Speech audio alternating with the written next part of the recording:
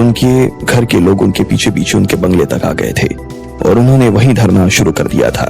शिवराज इस मुसीबत से तो निपट नहीं पाए थे कि इतने में उन्हें ऑफिस से फोन आ गया। वहां भी किसी तरह की इमरजेंसी हो गई थी। ऐसे में शिवराज भागकर वहां पहुंचे तो देखा ऑफिस के लोग भी लकी को वापस लाने की मांग को लेकर धरने पर बैठे हैं। शिवराज उन्हें समझाने की कोशिश कर रहे थे लेकिन वो सुनने को राजी ही नहीं थे। ऐसे में शिवराज ने उन्हें आश्वस्त किया और वहां से निकल गए। वो फिर से घर आने के लिए रवाना हो गए। रास्ते भर वो बस यही सोचते रहे कि उन्हें इस हाल में क्या करना चाहिए। एक बार के लिए वो अपने नियमों को तोड़ सकते थे लेकिन वो राधिका को घर नहीं आने दे सकते थे।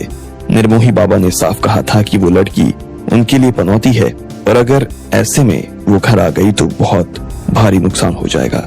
शिवराज बहुत बड़ी दुविधा में फंस गए।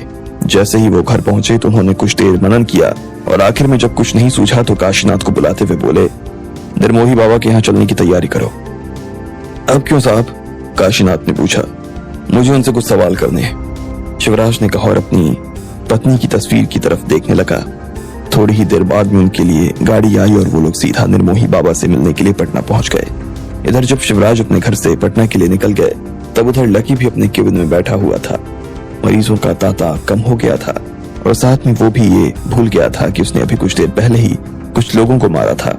ऐसे में वो अंगड़ाई ले ही रहा था कि इतने में ललित सिंह उसके दरवाजे पर आकर खड़ा हो गया। मैं अंदर आ सकता हूँ? ललित ने पूछा। हाँ अंकल, क्यों नहीं, आओ, लकी ने कहा और अपनी कुर्सी पर सीधा बैठ गया। ललित ने भी दरवाजा लगाया और लकी के सामने वाली कुर्सी पर बैठ गया। जिस तरह से ललित ने दरवाजा लगाया था उससे लकी को कुछ ठीक नहीं लग रहा था। ऐसे में उसने मुस्कुराते हुए ललित से पूछा, क्या हुआ अंकल, थोड़े परेशान लग रहे हैं, सब ठीक है ना? ललित ने लकी के सवाल को सुनकर 2 सेकंड के लिए उसकी आंखों में देखा और कहा, लकी तुमने पुखराज को भी जेल भिजवा दिया क्या?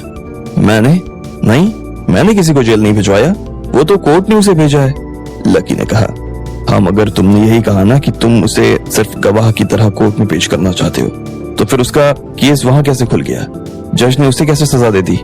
ललित ने पूछा। वो नीलेश ने जब गवाह के बारे में बताया तो कोर्ट को पता चला और फिर उसने जिस चीज की गवाही दी थी उसने वो किया भी होगा।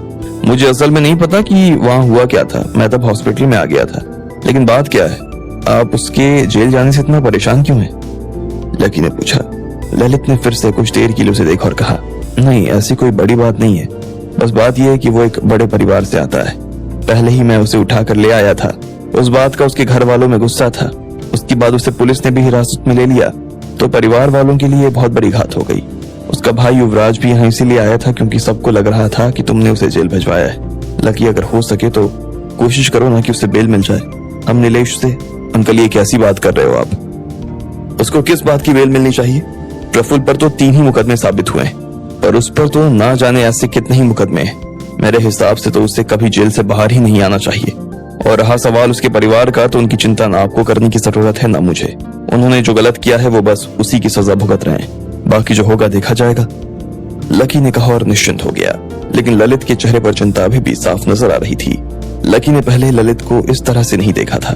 क्या बात है अंकल, कुछ और बात है क्या जो आप मुझसे छिपा रहे हैं? अगर इसमें कुछ गलत हो तो? इससे पहले कि लकी अपनी बात खत्म करता, ललित सिंह अपने ही ख्यालों में खोया वहां से बाहर आ गया। लकी को कुछ देर के लिए समझ नहीं आया कि आखिर वो चाहता क्या था। आखिर में वो अपनी जगह से उठा और सीधा घर जाने के लिए रवाना हो गया। उधर जब लकी घर के लिए रवाना हो गया तब इधर निर्मला और कमल भी अपने बंगले में बैठे हुए थे। आज घर में जिस तरह का धरना हुआ उससे कमल बुरी तरह से घबराया हुआ नजर आ रहा था, लेकिन निर्मला के चेहरे पर इस बात का कोई असर होता हुआ दिखाई नहीं दे रहा था। उसे देखकर ऐसा लग रहा था जैसे अगर लकी वापस भी आ जाता तो भी उसे कोई फर्क नहीं पड़ने वाला था। तुम क्या बात कर रही हो निर्मला? अगर लकी वापस आ गया तो हमारा और प्रफुल्ल का कितना बड़ा नुकसान होने वाला है मालूम है ना? प्रफुल्ल 5 साल तक बाहर नहीं आने वाला है। अगर लकी आज घर में आ गया तो 5 साल बाद वो ऐसी जगह पहुंच जाएगा जहां से उसे हिलाना भी मुश्किल हो जाएगा और प्रफुल्ल को जिंदगी भर उसके नीचे काम करना पड़ेगा। कमल ने अपनी कमर पर हाथ रखते हुए कहा, तुम कैसी बात कर रहे हो कमल?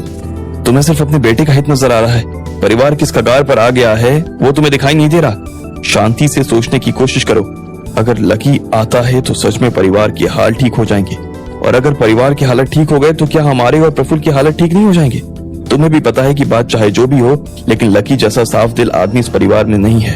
अगर तुमने प्रफुल्ल को सजा दिलवाई है तो वो उसे माफ कर देगा, इसलिए मैं तो लकी की वापसी को सपोर्ट करना चाहूंगी। निर्मला ने बस इतना भर कहा और दरवाजे से बाहर निकल गई। कमल का मुंह उसकी बात सुनकर खुला का खुला रह गया।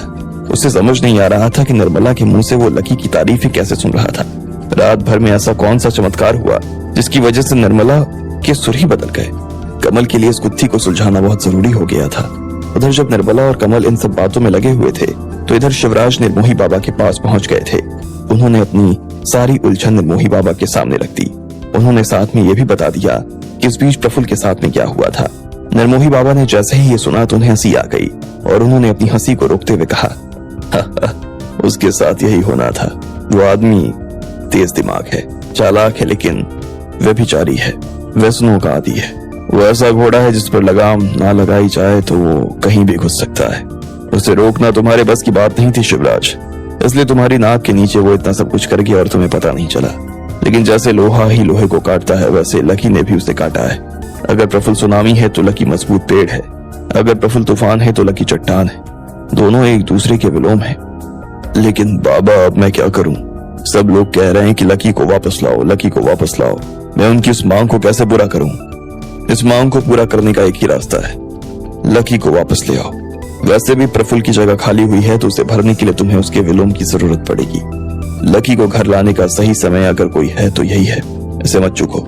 तो फिर वो लड़की, कौन सी लड़की जिसकी आप बात कर रहे हैं? तो मेरे परिवार पर, हाँ, उस पनौती से तुम्हें जल्द से जल्द निपटना होगा शिवराज। वो तुम्हारे ऊपर भारी पड़ रही है। तुम एक शुभ काम करने के लिए जा रहे हो, लेकिन अगर वो पनौती भी इस काम के दौरान मौजूद रहती है तो भारी मुसीबत हो जाएगी। मैं तुमसे कब से सतर्क रहने की कोशिश कर रहा हूँ, आगे तुम्हारी मर्जी। निर्मोही बाबा ने कहा। शिवराज यहाँ उनके सवालों के जवाब लेने के लिए आए थे, लेकिन उसकी बात सुनकर तो वो और ज्यादा दुविधा में पड़ गए। एक तरफ उनके परिवार का नियम टूट रहा था और ऊपर से उन्हें राधिका से निजात पाने का कोई रास्ता नजर नहीं आ रहा था। शिवराज की चिंता देखकर निर्मोही बाबा ने फिर से कहा, सिर्फ सोचने से कुछ नहीं होगा शिवराज। भूलो मत, तुम परिवार को यहाँ तक लाए हो तो आगे ले जाने की काबिलियत भी रखते हो। तुम्हारे पास में तमाम रास्ते हैं, साम दाम दंड भेद, किसी भी रास्ते से शत्रु को हराने में, उसे परे हटाने में कोई बुराई नहीं है। इसलिए रास्ता कोई भी हो, बस शत्रु को परास्त करो और अपने लकी को घर ले आओ। ये सुनते ही शिवराज का दिमाग खराब हो गया। उन्होंने निर्मोही बाबा के सामने हाथ जोड़े और वहां से रवाना हो गए। काशीनाथ भी उनके पीछे पीछे चले आ रहे थे। जब काशीनाथ ने देखा कि शिवराज की आंखों में एक अलग ही लालिमा चमक रही थी तो उसने पूछा, आप क्या करने वाले हैं साहब? पता नहीं, लेकिन अब लकी घर जरूर आएगा, शिवराज ने कहा और गाड़ी में बैठकर घर आने के लिए रवाना हो गए। जब रात के वक्त वो अपने घर आए तो उन्होंने देखा कि निर्मला अपने बंगले के दरवाजे के पास में एक कुर्सी लगाकर बैठी थी। जैसे ही उसे शिवराज की गाड़ी की रोशनी नजर आई तो वो अपनी जगह से खड़ी हो गई। तुम यहाँ क्या कर रही हो? धरने पर बैठ गई हो क्या? शिवराज ने हल्के करे सुर में पूछा। नहीं पापा जी, मैं कहाँ धरने पर बैठूंगी, लेकिन धरने वालों की जो मांग है उससे मैं सहमत हूँ, निर्मला ने हल्की सी मुस्कान के साथ कहा। ये बात सुनते ही शिवराज के तो होश उड़ गए और वो निर्मला की तरफ देखने लगे। उन्हें समझ नहीं आ रहा था कि निर्मला लकी को घर वापस लाने की मुहिम में कैसे शामिल हो सकती थी। लकी को घर से निकालने में अगर प्रफुल्ल के साथ किसी का बराबरी का हाथ था तो वो निर्मला का ही था। ऐसे में शिवराज हैरान हो गए और निर्मला की तरफ एक सेकंड के लिए देखते हुए बोले, अंदर आओ। थोड़ी देर बाद दोनों शिवराज के कमरे में आ गए। निर्मला ने कहा, पापा जी, मैं जानती हूँ कि प्रफुल्ल के साथ जो हो रहा है वो गलत हो रहा है। हालांकि मेरे पास इस बात का कोई सबूत तो नहीं है कि वो बेकसूर है, लेकिन फिर भी मेरा दिल कहता है कि उसने वैसा कुछ नहीं किया है जैसा इल्जाम उसके ऊपर लगाया जा रहा है। आपका ये कहना कि हम उसका केस लेकर सुप्रीम कोर्ट जाएंगे मेरे लिए बहुत बड़ी बात है।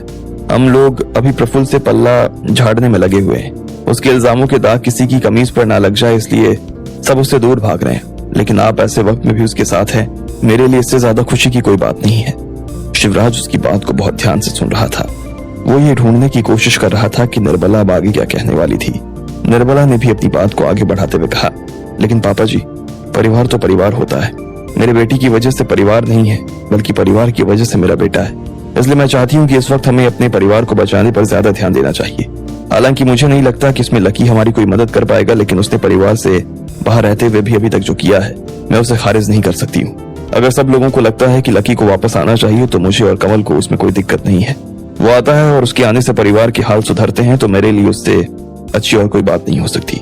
मैं आपको ये बात यहाँ बताने के लिए इसलिए आई हूँ क्योंकि मैं सामने से मोर्चे में शामिल नहीं हो पा रही थी। असल में मेरी हिम्मत नहीं हो रही थी। लेकिन फिर भी मैं ये बात कहना जरूर चाहती थी, तो इसलिए मैंने कह दिया। लकी को राधिका के साथ घर लाने में हमारी तरफ से आपको कोई अड़चन महसूस नहीं होगी, इस बात की मैं गारंटी लेती हूँ। शिवराज ने निर्मला की बात सुनी और उसकी तरफ देखता रहा। उसके चेहरे पर उसे चालाकी का कोई भाव नजर नहीं आ रहा था। उन्होंने हल्की सी मुस्कान के साथ कहा, आज तुमने बहुत बड़ी बात कही है, काश अभिलाषा भी तुम्हारी तरह इस बात को। खैर छोड़ो, अगर मैं लकी को वापस लाने के बारे में सोचूंगा तो तुम्हारी बात का ध्यान जरूर रखूंगा, शिवराज ने कहा और मुस्कुरा दिए। निर्मला ने उनके पैर छुए और वहां से निकल गई। काशीनाथ तब भी हैरानी भरी नजरों से निर्मला को देख रहा था, लेकिन इधर मन ही मन शिवराज ने कुछ तैयारी करनी शुरू कर दी। अब आगे क्या होने वाला था? क्या लकी फिर से अपने घर आ पाएगा? क्या अग्रवाल परिवार की ये हड़ताल खत्म होगी? आपको क्या लगता है, क्या होंगे इन सभी सवालों के जवाब? कमेंट बॉक्स में कमेंट करके हमें जरूर बता निकले तो उनके घर के